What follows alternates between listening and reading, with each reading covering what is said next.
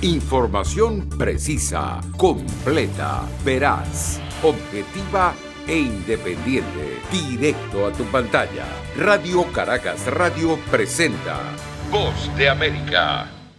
El presidente Nicolás Maduro se refirió a una lista de 34 leyes que serán debatidas por el Parlamento de mayoría chavista, desconocido por la oposición y gran parte de la comunidad internacional, haciendo énfasis en una reforma a la ley de responsabilidad en radio, televisión y medios electrónicos, e incluirá un capítulo sobre las redes sociales. El anuncio generó preocupación entre usuarios de redes como Twitter, una de las vías más utilizadas para acceder a información libre e independiente. El periodista especializado en tecnología, Frank Monroy, aseguró que a su juicio la reforma se traducirá en el comienzo del fin de las redes sociales en Venezuela. Consultado por La Voz de América, el director de Acceso a la Justicia, Ali Daniels, subrayó que es una evidencia más de que el gobierno de Maduro busca controlar los pocos espacios sobre los que tiene control mínimo. Precisamente, si se quieren controlar contenidos en las redes sociales, lo que se quiere controlar en realidad es la disidencia y las manifestaciones de libertad de expresión que se hacen a través de ella. La Ley de Cooperación Internacional también será sometida a revisión y en ese sentido, Rafael Uzcategui, coordinador de la organización no gubernamental Provea, reiteró las advertencias de que el Parlamento en manos del oficialismo sería un espacio privilegiado para aumentar los mecanismos de control sobre la población. Se va a intentar limitar la cooperación internacional, que es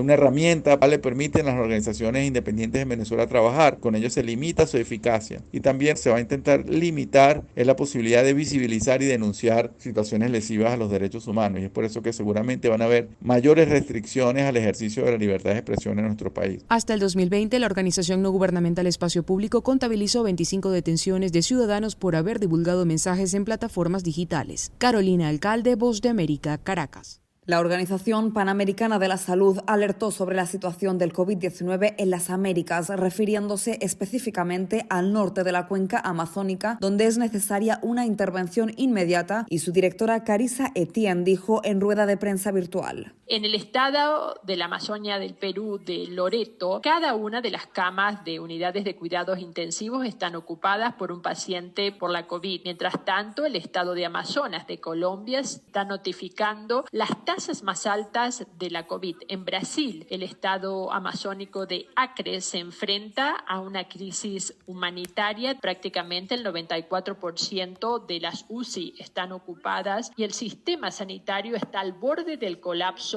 Etienne remarcó que el continente americano sigue siendo el epicentro de la pandemia mundial y en la última semana más de 1.100.000 personas contrajeron el COVID-19 en la región y 34.000 perdieron la vida, lo que representa el 55% de las defunciones reportadas en todo el mundo. Y Etienne exhortó a la comunidad internacional a priorizar la equidad en el reparto de vacunas. Los países con mayores recursos están administrando vacunas, mientras que muchas naciones todavía no han recibido ni una sola dosis. Debemos poner punto final a la división entre los países. Las vacunas no deben ser un privilegio para unos pocos, pero un derecho para muchos. A pesar del estado avanzado de la pandemia en América Latina y el Caribe, la región está rezagada en la vacunación debido a que la mayoría de naciones no han podido acceder a la cantidad de dosis que necesitan mediante acuerdos bilaterales con los fabricantes. Sin embargo, gracias al mecanismo internacional COVAX, encargado de proveer un reparto equitativo de las vacunas contra el COVID-19 en el mundo, las primeras dosis llegaron a la región. Concretamente, fueron 117.000 dosis de la vacuna desarrollada por la farmacéutica Pfizer y su socia BioNTech, que llegaron al Aeropuerto Internacional El Dorado de Bogotá, listas para ser administradas. La llegada de las vacunas a través de COVAX a nuestra región es un hito histórico y la culminación de meses de negociaciones y un compromiso con la solidaridad a nivel mundial. Estas primeras dosis marcan el comienzo de una fase nueva para nuestra respuesta a la COVID.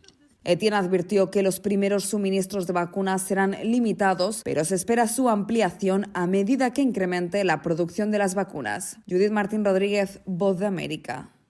La lucha contra la corrupción es una demanda continua de la sociedad guatemalteca después de la revelación de múltiples casos de actos anómalos en entidades del Estado que vinculaban a altos funcionarios desde 2015. El 20 de enero de 2020 fue creada la Comisión Presidencial contra la Corrupción, que durante 13 meses de trabajo ha presentado 14 denuncias ante el Ministerio Público y 2 ante la Contraloría General de Cuentas. Su director, Oscar Dávila, explica que entre las personas investigadas hay funcionarios de gobierno y empresas privadas. 72 personas de gobierno investigadas y 75 personas relacionadas al sector privado. La comisión trabaja con el apoyo de la Embajada de Estados Unidos. Sin embargo, Dávila admite que pese a los proyectos que se han iniciado, aún falta mucho por hacer. Falta mucho por hacer, definitivamente. Y estamos hablando de 293,000 empleados y servidores públicos solo del organismo ejecutivo. Pese a los avances que la comisión señala, los guatemaltecos siguen quejándose de la corrupción. Para el analista Gustavo García Font, este es un fenómeno que viene de muchas décadas atrás y esto provoca que sea percibido como parte de la sociedad, pero no es imposible de erradicar.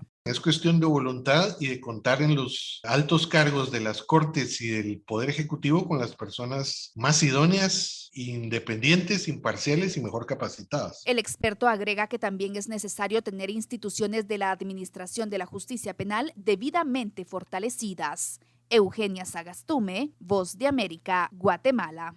La Fiscalía de Bolivia informó que 7 dirigentes estudiantiles fueron aprehendidos en el marco de las investigaciones por la tragedia ocurrida el martes en el departamento de La Paz. La acusación es por homicidio y lesiones graves y gravísimas. Una convocatoria irregular a una asamblea en la Universidad Pública de la ciudad de El Alto terminó con la vida de 7 jóvenes cuando una baranda en el 4º piso del edificio se dio por forcejeos de la multitud asistente. 4 estudiantes aún se encuentran internados con diagnóstico reservado. El informe corresponde al secretario de la Fiscalía, Edwin Quispe. Nuestro fiscal general ha instruido se proceda a una investigación rigurosa para poder actuar de manera inmediata. En las últimas horas, a través de medios locales, se conoció que podría existir un supuesto pacto de silencio que dificultaría las investigaciones. Al respecto, el rector interino de la Universidad Pública de El Alto, Carlos Condori, respondió: Acá no hay un silencio. Hemos facilitado los videos a la FELCC, hemos facilitado todos los elementos necesarios. Mientras tanto, familiares y amigos de estos jóvenes que recién empezaban sus carreras piden desesperadamente justicia. Más que un amigo, era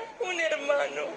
Siempre ha estado pendiente de nosotros, siempre nos hablaba. El presidente Luis Arce y otras autoridades nacionales lamentaron el hecho y comprometieron su ayuda para las familias afectadas. Aún falta que se cite a declarar al último dirigente estudiantil que firmó la convocatoria irregular a la asamblea. Fabiola Chambi, Voz de América. Nicaragua se encuentra entre los 10 países del mundo que han visto una mayor reducción en las libertades políticas y civiles en la última década, según un reciente informe publicado por la organización Freedom House. El dato se suma a varios reportes internacionales que coinciden en denunciar la represión que viven los ciudadanos en Nicaragua y que se convierte en la crónica de una muerte anunciada de lo que será el proceso electoral, según expresan expertos. La doctora Vilma Núñez, presidenta del Centro Nicaragüense de Derechos Humanos, dijo a La Voz de América que en el país no se esperan cambios en la posición del gobierno que permitan en noviembre unas elecciones generales libres. Esto es una forma de señalar los peligros y las pocas posibilidades que hay.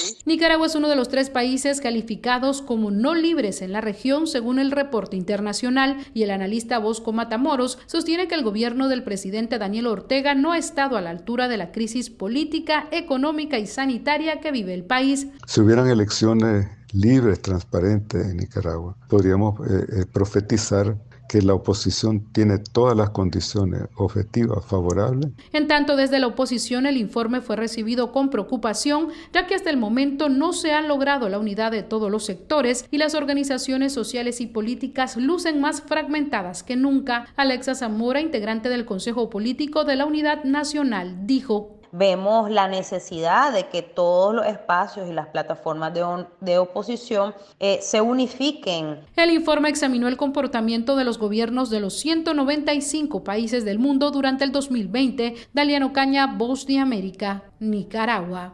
Estoy en la intersección en la carretera 115 donde un camión de carga embistió a una camioneta Ford Explorer con 25 inmigrantes a bordo el martes, un poco después de las 6 de la mañana. Ahora marcan el punto de la tragedia cruces, flores y velas en memoria a los 13 inmigrantes fallecidos. Estamos en las afueras de Holtville, a unas 11 millas, o sea, 18 kilómetros al norte de la frontera en el Valle Imperial, una zona agrícola cerca del centro California.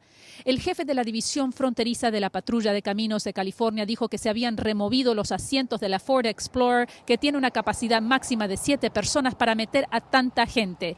El cónsul mexicano en la ciudad de Mexicali dijo que 10 de los muertos eran ciudadanos mexicanos y que han estado en contacto con varios de los familiares para brindarles información y ayuda. Las autoridades aún están investigando la causa del accidente. No se ha determinado aún si alguno de los vehículos se pasó un disco pare o si la velocidad fue un factor. De hecho, durante el tiempo que he estado aquí en este trecho de la carretera, autos y camiones pesados han estado pasando a toda velocidad. La Oficina de Aduanas y Protección Fronteriza, o CBP, confirmó que la camioneta ingresó ilegalmente a los Estados Unidos por un hueco en el muro fronterizo y se ha abierto una investigación de potencial tráfico humano. Desde Holtville, California, informó Verónica Villafañe, de La Voz de América. El secretario de Estado de Estados Unidos, Antony Blinken, declaró el miércoles que la relación entre Estados Unidos y China es la mayor prueba geopolítica del siglo. En su primer gran discurso de política exterior, Blinken dijo que la administración Biden manejaría los lazos con China desde una posición de fuerza. Eso requiere trabajar con aliados y socios, no denigrarlos, porque donde retrocedemos, China ha llegado. El principal diplomático estadounidense dijo que Washington continuaría compitiendo, colaborando y siendo adversario si es necesario con China, el único país con el poder económico, diplomático, militar y tecnológico para desafiar seriamente el sistema internacional estable y abierto. Blinken indicó que los otros objetivos importantes de política exterior de la administración Biden incluyen trabajar para contener la pandemia de coronavirus, construir una economía global más inclusiva y abordar la creciente amenaza global contra la democracia, que ha sido impulsada por la pandemia. Blinken también señaló en su discurso la intención del gobierno de trabajar de cerca con los gobiernos centroamericanos para atacar las causas principales de la migración hacia Estados Unidos. El secretario de Estado dijo que el gobierno trabajará para encontrar un sistema migratorio seguro y humano sin perder de vista los principios de Estados Unidos. Luis Alberto Facal, Voz de América, Washington. Información precisa, completa, veraz, objetiva e independiente. Directo a tu pantalla. Voz de América en RCR 750.